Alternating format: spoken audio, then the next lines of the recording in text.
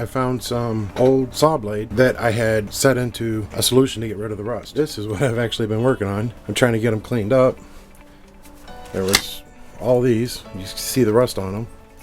They had some goop from the stuff that I had them in. So I'm kind of cleaning them off, wiping them down the best I can. Get them down to somewhat like this. So then I can run them through a wheel to clean them off.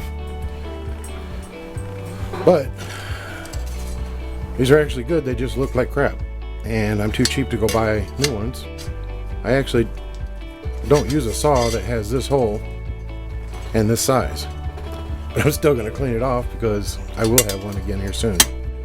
Right now, my Shopsmith has a 1-inch hole on it, so this is what I'm doing, cleaning up mess.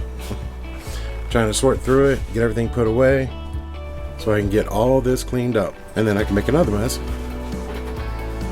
by going through that stuff. Ralphie calls them gypsy boxes. I've got plenty. I could probably fill up 3-4 buckets just full of nuts alone.